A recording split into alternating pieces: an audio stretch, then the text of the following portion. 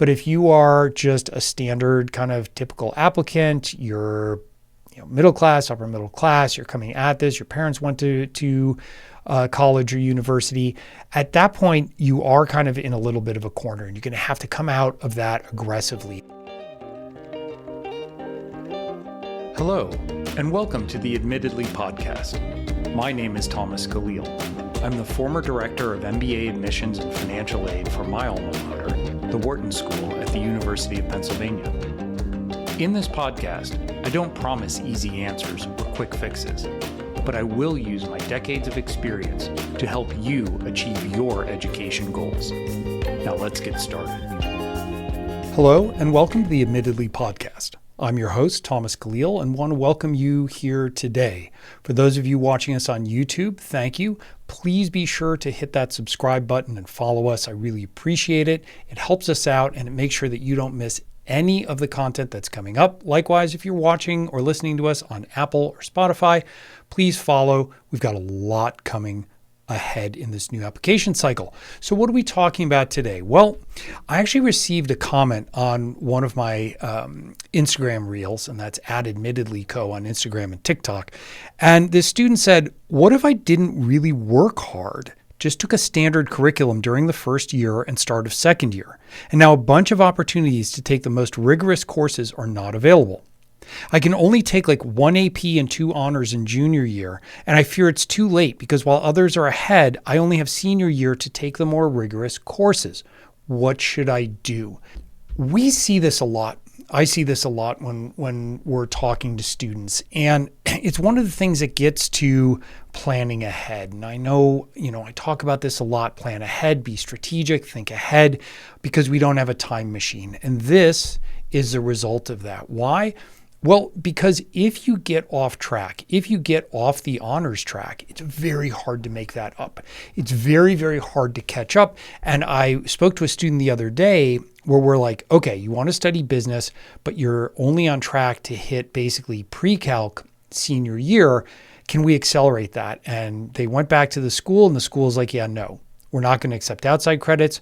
We don't have any summer accelerated credits. That's your track. You have to stay there. And the student was very distraught because the reality is that because the school offers Calc A, B, and BC, but they're not eligible for it, it's going to impact them when they're applying to top schools. And that's a situation that this student has found themselves in. Now, we could definitely work with this student, for example, to say, okay, let's talk to the school. Will the school allow you to do some acceleration here? Will the school allow you to take some credits over the summer or take some concurrent credits or maybe dual enrollment credits and then leapfrog into some of those other AP classes? Because the challenge that we have here is that you are, of course, evaluated first relative to the other students in your school or class. And so the admissions officer is going to open that school profile and see, okay, you took 3 AP courses, but there were really 15 available. And so that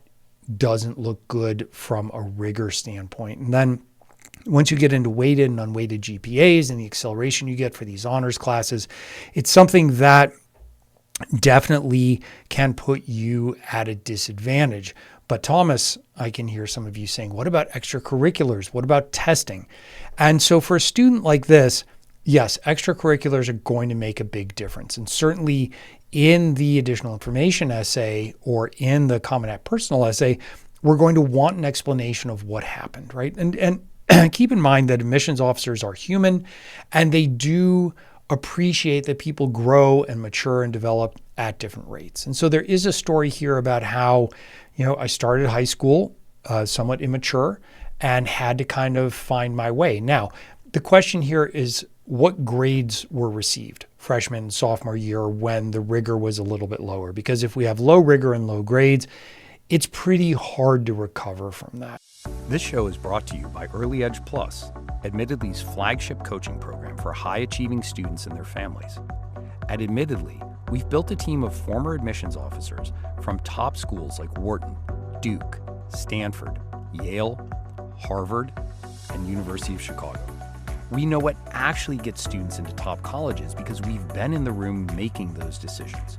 If you want that insider perspective, Visit admittedly.co/apply.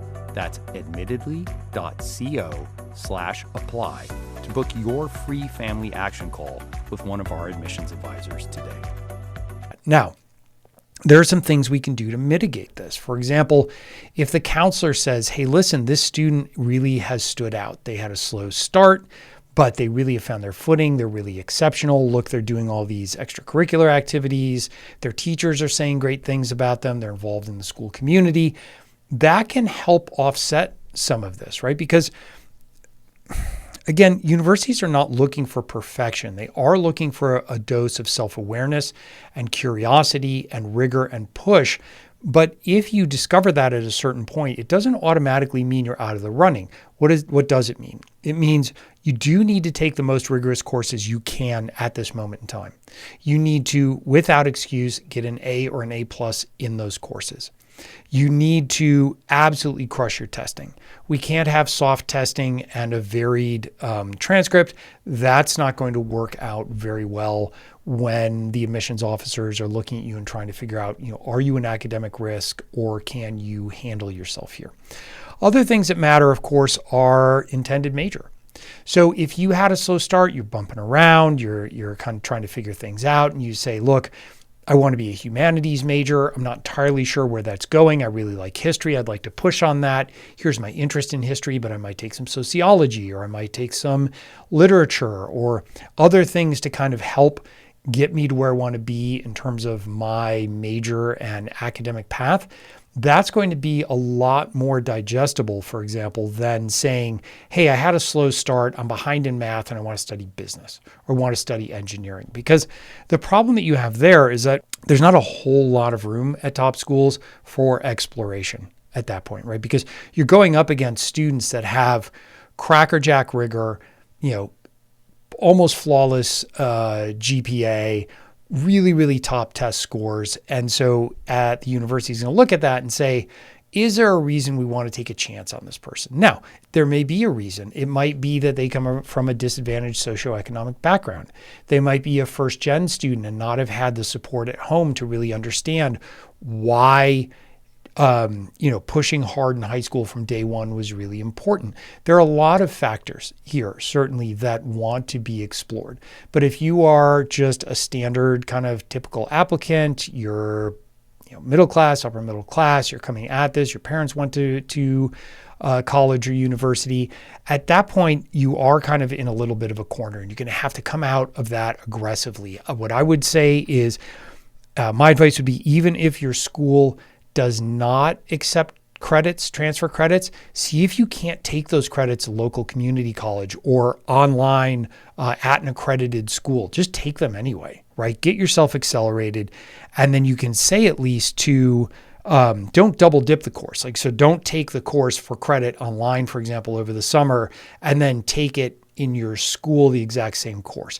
Try and figure out ways to take rigorous courses that you're prepared for and you can do well in, that complement the courses that you're going to take and what you want to study at school. So now you can go to the admissions officers and say, hey, listen, mea culpa, right? Had a slow start, had to mature, had to grow into that, learned a lot about myself in the process. Here's what I learned. Here's how I overcame that. But at the same time, I've been very diligent in my extracurriculars. I've been very kind of aggressive in going out there, pursuing what I like. Here's what I think I want to study. Here's why. Here's how I know that that was a moment in time. The other thing you want to address is the admissions officers are going to look and say, okay, you went to high school, it was new, it was challenging, it was a little bit overwhelming, and you stumbled. Understandable. But as an admissions officer, that's the same thing that's going to happen to you freshman year. You're going to be in a new environment. It's going to be really challenging. You'll be surrounded by all kinds of new things. And how will you hold your own? What are the lessons you've learned? How did you learn them? And this is very important. What processes and systems have you put in place to support yourself and empower you to move seamlessly and transition into freshman year? And so for my sophomores, freshmen, sophomores out there, this is really important. This student is saying, oh, darn it, I can't go back in time and change this. I really wish I could, but I can't. And so that's why This is important. That's why we do so much work with our middle school students, with our freshmen and sophomore students to really help them structure this strategy. And it's something that, when we talk with, when we are screening and talking to juniors, we really look for, what are you doing? What have you done? What have you accomplished? And are you willing to put the hard work in to be successful in this process? Because if there is self-awareness of like, hey, yeah, no, I know that this is not perfect, but I've been doing all these things to overcome it. And I'm really willing to work hard and follow strategic guidance to put myself in a good place. We can really do great things for you, right? Because we can package it. We can help you figure out what your narrative is, and then we can help you express that narrative and strategically spread it across the entirety of the application. But we have to have the fundamental blocks there. So my takeaway message today is you do have to plan ahead. Planning ahead matters. If you didn't plan ahead, then you cannot leave this to chance, but you also don't need to just give up and say, well, I guess I'm out of luck. There are steps we can take, but we have to take them sooner rather than later. The longer we wait, the less opportunity you have to correct and address these issues, because they can be addressed. It's going to be hard work. Please don't show up thinking this is going to be easy or we can just resolve it like that. It is something that we're going to have to work on together. But if this is you, if this sounds like you or something that you've encountered, we're here for you and we can help you. Do you have questions?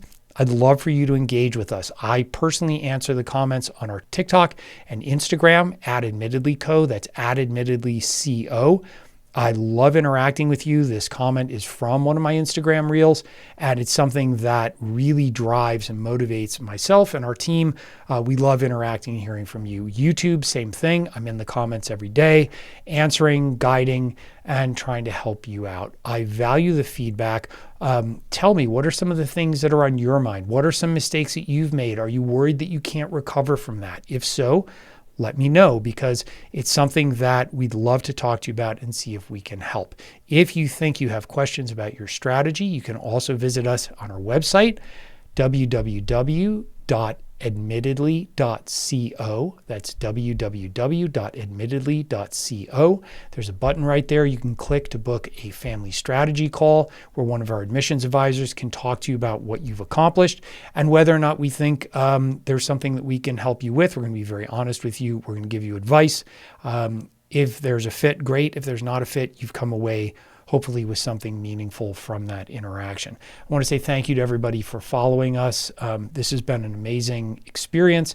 It's been wonderful now as regular decision come in.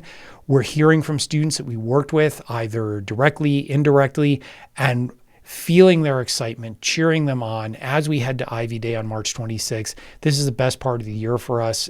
It's very, very exciting. It's very uplifting, and it's very meaningful to us. So thank you for coming along on this journey. We'll see you soon. Thank you. Thank you for joining us today. Please take a moment to subscribe to the Admittedly podcast and download this episode. I welcome you to share your thoughts and questions with me. You can find us on social media @AdmittedlyPodcast. I look forward to continuing our